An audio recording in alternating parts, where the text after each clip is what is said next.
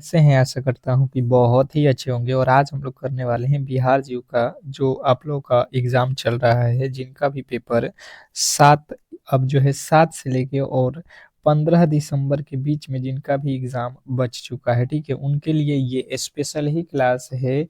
तो आप यहाँ पे करने वाले हैं 50 ऐसे प्रश्न जो कि आपके एग्ज़ाम हॉल में बार-बार पूछा जा रहा है, ठीक है? और उन्हीं टॉपिकों के प्रश्नों को उठाया जहाँ से प्रश्न हर एक दिन पूछा जा रहा है कम्युनिटी कोऑर्डिनेटर में, ठीक है? तो जो भी मेरे दोस्त एग्ज़ाम हॉल में जाने वाले हैं बिहार जीविका कम्युनिटी कोऑर्डिनेटर के लिए तो इस क्लास को अंत तक देखना क्योंकि इसमें जो है आप लोगों के हर एक प्रकार के प्रश्न मिलेगा math, reasoning, current affair, GK, GS, subject knowledge तो पूरा का पूरा जो है जिस तरीके से आप लोगों के प्रश्न एग्ज़ाम हॉल में पूछे जा रहे हैं पूरा का पूरा यहाँ पे माजरा आप लोगों को सॉल्व करके दिखाने वाला हूँ। तो चलिएगा फटाफट से इस क्लास को स्टार्ट करेंगे, ज़्यादा समय नहीं लेंगे क्योंकि आप लोगों के पास भी समय बहुत कम है। तो आप लोगों से एक छोटी-सी रिक्वेस्ट रहेगा कि जो भी मेरे दोस्त इस क्लास को लाइक नहीं किए हैं तो लाइक कर लेंगे और चैनल पे नए आए हैं तो चैनल को सब्सक्राइब कर लेंगे क्योंकि इस तरीके की जो क्लास है हम आप लोगों को डेली ही प्रोवाइड करते हैं सुबह और शाम बिल्कुल फ्री में। तो यहाँ पे जो है कोशिश करना है कि आप हर एक प्रश्न के जो उत्तर है आप खुद से बताओ, ठीक है? जैसे कि पहला प्रश्न है आप लोगों के सामने कि पटना उच्च न्यायालय के जो है वर्तमान मुख्य न्यायाधीश कौन है? देखिए ये जो आप लोगों का टॉपिक है ये करंट अफेयर के ही रूप में आएगा कि पटना का जो है उच्च न्यायालय जो है उसके वर्तमान में मुख्य न्यायाधीश कौन है? स्टार लगाएंगे प्रश्न पे जो भी आज प्रश्न आपके लिए लेकर आए हैं, ठीक है? बिल्कुल ही बहुत बहुत इम्पोर्टेंट प्रश्नों के साथ हम लोग यहाँ पे हाजिर हुए हैं। तो आप कोशिश करिए कि इन प्रश्नों को 1 से 2 बार ज़रूर देख लेंगे एग्ज़ाम हॉल में जाने से पहले। तो पटना का जो उच्च न्यायालय है, इसके वर्तमान मुख्य न्यायाधीश जो है आप लोगों के लिए याद रखना है, न्यायमूर्ति अ, विपुल मनुभाई पंचोली हैं। ऑप्शन नंबर जो है आपका बी जो है बिल्कुल राइट उत्तर है, इसमें किसी तरीके के डाउट नहीं होना चाहिए। नेक्स्ट प्रश्न है आप लोगों के सामने कह रहा है कि राष्ट्रीय स्टार्टअप दिवस के अवसर पर अविन्या विहार 2025 का जो है आयोजन किस संस्था के जो है सहयोग से किया जाएगा?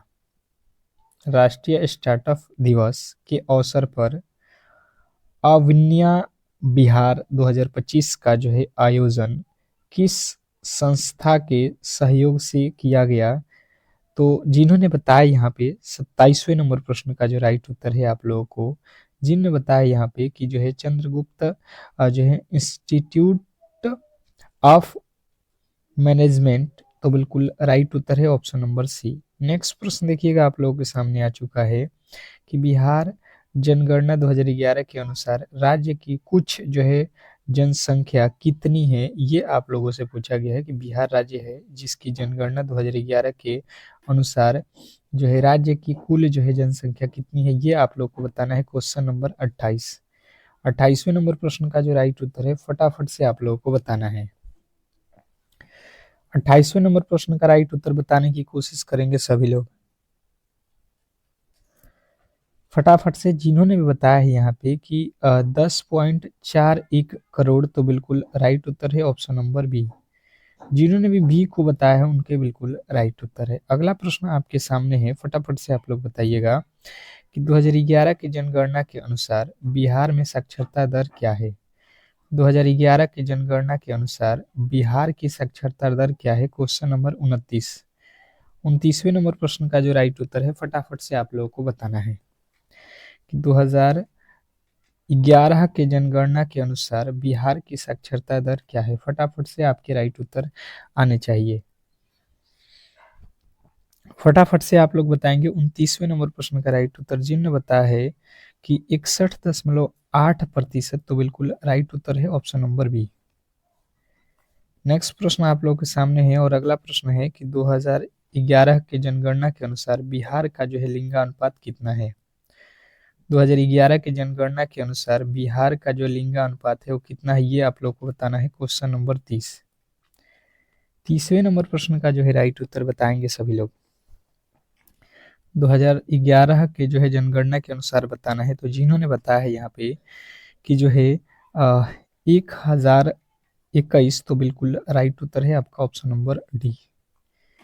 नेक्स्ट प्रश्न आपके सामने है कि बिहार का कौन सा जिला सर्वाधिक जनसंख्या वाला है। बिहार का कौन सा जिला सर्वाधिक जनसंख्या वाला है, बताएंगे सभी लोग फटाफट से। फटाफट से यहाँ पे बताएंगे कि बिहार का सर्वाधिक जो है जनसंख्या वाला जिला कौन सा है। तो जिनने बताया है पूर्वी चंपारण, तो बिल्कुल राइट उत्तर है ऑप्शन नंबर ए, पूर्वी चंपारण। अगला प्रश्न आपके सामने है कि जो है 2011 की जनगणना के अनुसार बिहार का सबसे कम जनसंख्या वाला जिला कौन सा है। यहाँ पे पूछा गया है 2011 की जनगणना के अनुसार बिहार का सबसे कम जो है जनसंख्या वाला जिला कौन सा है, आपको फटाफट से बताना है। तो जिनने बताया है यहाँ पे 32वें नंबर प्रश्न का राइट उत्तर शिवहर, तो बिल्कुल राइट उत्तर है आपका ऑप्शन नंबर बी। नेक्स्ट प्रश्न देखेंगे आप लोगों के सामने है यहाँ पे कि जो है बिहार के किस जिले में 2001 से 2011 के दौरान सर्वाधिक जो है दशकीय जनसंख्या वृद्धि दर्ज की गई। बिहार के किस जिले में 2001 से 2011 के दौरान सर्वाधिक जनसंख्या दशकीय जो है जनसंख्या वृद्धि दर्ज की गई। तो जिन्होंने बताया यहाँ पे कि जो है अररिया, तो बिल्कुल राइट उत्तर है। अगला प्रश्न है कि 2011 की जनगणना के अनुसार बिहार का जो है सर्वाधिक साक्षरता दर वाला जो है जिला कौन सा है। 2011 की जनगणना के अनुसार बिहार का जो है सर्वाधिक साक्षरता दर वाला जिला कौन सा है, क्वेश्चन नंबर 34। 34वें नंबर प्रश्न का जो है राइट उत्तर बताएंगे सभी लोग। क्वेश्चन नंबर 34, 34वें नंबर प्रश्न का राइट उत्तर बताएंगे सभी लोग। तो जिन्होंने बताया है यहाँ पे कि जो है रोहतास है, तो बिल्कुल राइट उत्तर है आप लोगों का रोहतास, ऑप्शन नंबर जो है आप लोगों का जो है डी। नेक्स्ट प्रश्न देखेंगे आप लोगों के सामने है कि जो है बिहार के किस जिले की जो है महिला साक्षरता दर सबसे अधिक है। बिहार के किस जिले की महिला साक्षरता दर सबसे अधिक है। तो देखिए यहाँ पे आप लोगों को बताना है कि ये तो है आप लोगों का रोहतास, ऑप्शन नंबर सी जो है आप लोगों का बिल्कुल राइट उत्तर है रोहतास। अगला प्रश्न आपके सामने है, कह रहा है यहाँ पे कि 2011 की जनगणना के अनुसार बिहार का सबसे कम साक्षरता वाला जिला कौन सा है, बताएंगे सभी लोग यहाँ पे। अब देखिएगा यहाँ पे आप लोगों का जो है 2011 की जनगणना के अनुसार बिहार का सबसे कम साक्षरता वाला जिला कौन सा है, तो आप लोगों को बताना था पूर्णिया। एक सवाल आप लोगों को यहाँ पे मैंने जो है यहाँ पे मिसिंग हो गया, यहाँ पे थोड़े से जो है आप लोग ध्यान दीजिएगा, कौन सा प्रश्न था जी। देखिएगा यहाँ पे हम लोगों ने गलती किया था ये वाला प्रश्न में कि जो है 2011 के जनगणना के अनुसार जो है आप लोगों के सबसे जो है अधिक जनसंख्या वाला जो है यहाँ पे पूछा गया था सर्वाधिक जनसंख्या कौन सा जिला है। तो पूर्वी चंपारण तो क्षेत्रफल में सबसे बड़ा है ना, हमसे जनसंख्या पूछा था तो पटना बताना था, ठीक है। यहाँ पे पटना हो जो है आप लोग लगा लीजिएगा कि बिहार का सबसे जो है अधिक अधिक जनसंख्या वाला जिला कौन सा है, पटना। और क्षेत्रफल में सबसे बड़ा जो है जिला कौन सा है, यहाँ पे आप लोगों को बताना है पूर्वी चंपारण, ठीक है। पश्चिमी चंपारण, पूर्वी चंपारण नहीं, पश्चिमी चंपारण, ठीक है। कोई दिक्कत नहीं, इसको सुधार कर लीजिएगा। और जो है 2011 की जनगणना के अनुसार बिहार का सबसे कम जनसंख्या वाला जिला कौन सा है, तो आप लोग जो है यहाँ पे किसको लगाएंगे, तो आप कहिएगा शेखपुरा, ठीक है। शेखपुरा है सबसे कम जनसंख्या वाला जिला। पहले शिवहर था, ठीक है, आप लोगों को ध्यान देना है यहाँ पे। अब चलिएगा हम लोग आते हैं यहाँ पे जो है अपने प्रश्न पे। यहाँ पे जो है आया है कि बिहार के किस जिले को जो है लिंगानुपात सबसे अधिक है। बिहार के किस जिले का लिंगानुपात सबसे अधिक है, तो ये तो लिंगानुपात में गोपालगंज जो है सबसे अधिक है, आप लोगों को याद रखना है। लिंगानुपात सबसे अधिक किसका है, गोपालगंज का, ऑप्शन नंबर ये जो है आप लोगों को राइट करना था। अगला प्रश्न आपके सामने है कि जो है जनसंख्या घनत्व की दृष्टि से बिहार का सबसे जो है सघन जिला कौन सा है। जनसंख्या घनत्व की दृष्टि से बिहार का सबसे सघन जिला कौन सा है, बताएंगे 39वें नंबर प्रश्न का राइट उत्तर। जनसंख्या घनत्व की दृष्टि से बिहार का सबसे सघन जिला कौन सा है, तो जिनने बताया यहाँ पे कि जो है शिवहर, तो बिल्कुल राइट उत्तर है आपका ऑप्शन नंबर डी। नेक्स्ट प्रश्न की ओर चलेंगे और अगला प्रश्न आपके सामने है कि बिहार का सबसे कम लिंगानुपात वाला जिला कौन सा है। बिहार का सबसे कम लिंगानुपात वाला जिला कौन सा है, क्वेश्चन नंबर 38। कम लिंगानुपात वाला अगर पूछेगा तो आप लोगों को याद रखना है कि ये है मुंगेर। कम लिंगानुपात वाला कौन है? मुंगेर। और सबसे अधिक जो है गोपालगंज। अगला देखिएगा यहाँ पे कि बिहार के वर्तमान मुख्यमंत्री, ये तो आप लोगों को मुझे नहीं लगता है कि कोई भूलने वाला भी है ये प्रश्न। अगला प्रश्न है कि बिहार सरकार के आगामी लक्ष्यों के अनुसार 100% साक्षरता दर प्राप्त करने का जो है लक्ष्य किस वर्ष तक रखा गया है? पूरा का पूरा जो है साक्षरता बिहार को बनाने के लिए लक्ष्य जो है क्या रखा गया है? तो आपको बताना है 2030। 2030 को लक्ष्य माना गया है। ऑप्शन नंबर बी जो है आपका बिल्कुल राइट उत्तर है। नेक्स्ट प्रश्न, अगला प्रश्न आपके सामने है, कह रहा है यहाँ पे कि बिहार में उच्च शिक्षा के लिए 50% जो है सकल नामांकन अनुपात हासिल करने वाला लक्ष्य जो है किस वर्ष तक है? बिहार में उच्च शिक्षा के लिए 50% सकल नामांकन अनुपात हासिल करने का जो लक्ष्य है किस वर्ष तक है? क्वेश्चन नंबर आपके सामने 42। तो जिन्होंने बताया है यहाँ पे कि ये है आप लोगों का 2030, तो बिल्कुल राइट उत्तर है। अगला प्रश्न आपके सामने है, बिहार सरकार में शुद्ध जो है शुद्ध शून्य कार्बन उत्सर्जन का लक्ष्य किस वर्ष तक रखा गया है? देखिए बिहार सरकार ने शुद्ध जो है शून्य कार्बन उत्सर्जन का लक्ष्य जो है यहाँ पे आप लोगों को जो है बताना है कि 2040 तक रखा गया है। ऑप्शन नंबर ए जो है आपका बिल्कुल राइट उत्तर है। नेक्स्ट प्रश्न आपके सामने है कि राष्ट्रीय आगामी गरीबी सूचकांक 2023 के अनुसार भारत का जो है सबसे गरीब राज्य कौन सा है? राष्ट्रीय बहुआगामी गरीबी सूचकांक 2023 के अनुसार भारत का जो है सबसे गरीब राज्य कौन सा है?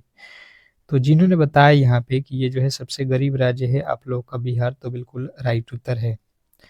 अगला प्रश्न है आप लोग सामने कि बिहार जो है बिहार आर्थिक सर्वेक्षण 2025 24-25 के अनुसार राज्य की जो है अर्थव्यवस्था में सर्वाधिक जो है योगदान किस क्षेत्र का है? बिहार आर्थिक सर्वेक्षण 2024-25 के अनुसार राज्य की जो है अर्थव्यवस्था में सर्वाधिक योगदान किस क्षेत्र का है? तो जिन्होंने बताया यहाँ पे कि जो है तृतीय क्षेत्र का, तो बिल्कुल राइट उत्तर है। नेक्स्ट प्रश्न आपके सामने है कि 9वां सर्वोच्च सर्वेक्षण 2024-25 में 10 लाख से अधिक जो है आबादी वाले जो है शहरों की जो है श्रेणी में पटना का जो है क्या स्थान रहा? 9वां जो है स्वच्छ सर्वेक्षण 2000 जो है 24-25 में 10 लाख से अधिक जो है आबादी वाला जो है शहरों को जो है श्रेणी में पटना का स्थान कौन सा है? 21वां है। ऑप्शन नंबर जो है बी। नेक्स्ट प्रश्न है कि लॉजिस्टिक्स प्रदर्शन सूचकांक 2024 में बिहार के जो है किस श्रेणी में रखा गया है? तो बिहार को इसमें किस श्रेणी में रखा गया है, ये प्रश्न आप लोगों से पूछा गया है। तो जिनने बताया कि इसमें जो है बिहार आप लोग का है फर्स्ट मूवर्स पे है, तो बिल्कुल राइट उत्तर है। बिहार सरकार ने किस वर्ष तक जो है हेपेटाइटिस को पूरी तरह से जो है खत्म करने का लक्ष्य रखा? बिहार सरकार ने किस वर्ष तक हेपेटाइटिस को पूरी तरह से खत्म करने का लक्ष्य रखा? तो जिन्होंने बताया यहाँ पे 2030 तक, तो बिल्कुल राइट उत्तर है। अगला प्रश्न है आप लोग के सामने कि जो है यहाँ पे बताएंगे कि बिहार है तैयार ए दर्जी ऑफ ट्रांसफॉर्मेशन 2005 से 25 पुस्तक के जो है लेखक कौन है? तो आपको बताना है नीतीश कुमार। अगला प्रश्न आपके सामने है कि जो है विषय का जो है पता लगाइए, विषम का जो है पता लगाना है आप लोगों को, अलग जो है अल्टर जो है बताना है। यहाँ पे जैसे लिखा है गेंद, बल्ला, विकेट, स्टंप, यहाँ पे जो है 4 ऑप्शन है, चारों में से अलग कौन सा है? तो आप इसमें क्या कर सकते हैं कि अलग कौन सा है, बिल्कुल सिंपल सा लॉजिक आपको लगाना था कि देखिए यहाँ पे आप कहिएगा कि स्टॉम्प, विकेट और बल्ला ये लकड़ी के होते हैं तीनों के तीनों, जबकि गेंद बिल्कुल अलग है आप लोगों का जो है ऑप्शन नंबर ए। अगला प्रश्न आपके सामने है यहाँ पे कि 5,000 रुपया का 10% जो है वार्षिक ब्याज की दर से 2 वर्षों का साधारण ब्याज जो है क्या होगा। तो साधारण ब्याज का जो फॉर्मूला है आप लोगों को बिल्कुल सिंपल से लॉजिक से यहाँ पे लगा देना है और इसको सॉल्व कर लेना है। जैसे 5,000 रुपया है आप लोगों के पास, ठीक है, 5,000 है, 10% का साधारण ब्याज निकालना है तो साधारण ब्याज मूलधन गुणे समय गुणे दर बटा में हो जाएगा 100। यहाँ पे 2 जीरो से ये 2 जीरो कट जाएगा, 10 दूना के 20, 20 में 50 से गुणा कर दो तो 5 दूना का 10। यहाँ पे जो है आप लोगों का 1,000 रुपया जो है आपका बिल्कुल राइट उत्तर हो जाएगा। अगला प्रश्न है वृत्त का क्षेत्रफल निकालने का जो है सूत्र क्या है। वृत्त का क्षेत्रफल निकालने का सूत्र क्या है बताएंगे सभी लोग। कि वृत्त का क्षेत्रफल जो है निकालने का सूत्र होता है पाई आर स्क्वायर। जिन्होंने ऑप्शन नंबर बी को चुना है बिल्कुल राइट उत्तर है। अगला प्रश्न है कि यदि जल को भोजन कहा जाए, भोजन को पीण कहा जाए तो जो है जो है प्यास लगने पर कोई क्या पिएगा। देखिए जल को जो है भोजन कहा जाएगा, भोजन को पीण कहा जाएगा, तो प्यास लगने पर आदमी क्या पीता है, पानी। तो पानी को आप क्या कर रहे हो, भोजन कर रहे हो, तो भोजन आपको खाना पड़ेगा, पीना पड़ेगा यहाँ पे, ठीक है, कूढ़ भाषा था। अगला प्रश्न आपके सामने है यहाँ पे कि जो है महिला सशक्तिकरण का जो है आर्थिक पहलू क्या है। महिला सशक्तिकरण का आर्थिक पहलू क्या है। तो जिन्होंने बताया है कि महिलाओं को संपत्ति पर जो है अधिकार और जो है आय के स्रोतों पर जो है नियंत्रण करना, तो बिल्कुल राइट उत्तर है। अगला प्रश्न है आप लोगों के सामने कि ग्रामीण अर्थव्यवस्था में विविधीकरण का जो है अर्थ क्या है। ग्रामीण अर्थव्यवस्था में विविधीकरण का जो है अर्थ क्या है। तो जिन्होंने बताया है यहाँ पे कि जो है खेती के अलावा गैर कृषि गतिविधियों को अपनाना, बिल्कुल राइट उत्तर है। अगला प्रश्न है कि एसएचजी में आंतरिक रीढ़ क्या है। एसएचजी में आंतरिक रीढ़ क्या है। क्वेश्चन आपके सामने 91 नंबर प्रश्न का जो है राइट उत्तर बताएंगे कि एसएचजी में आंतरिक रीढ़ क्या है। तो जिन्होंने बताया यहाँ पे कि जो है आंतरिक रीढ़ जो है आप लोग के सदस्यों द्वारा जो है जमा की गई बचत से सदस्यों को दिया गया ऋण, तो बिल्कुल राइट उत्तर है। अगला प्रश्न आपके सामने है कि जो है जीविका में पोषण माह का जो है आयोजन क्यों किया जाता है।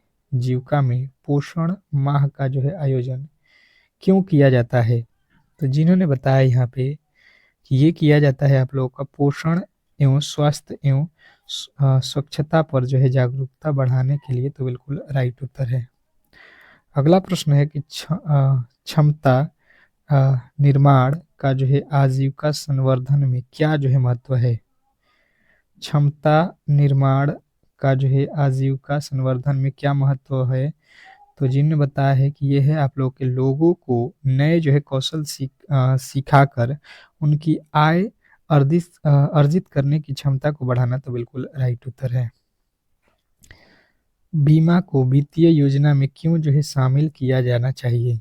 बीमा को वित्तीय योजना में क्यों शामिल करना चाहिए। तो जिन्होंने बताया है यहाँ पे कि जो है यह अप्रत्याशित घटनाओं के वित्तीय जोखिम को जो है कम करता है। ऑप्शन नंबर बी जो है आपका बिल्कुल राइट उत्तर है। अगला प्रश्न है जो है कृषि यंत्रीकरण से क्या लाभ होता है।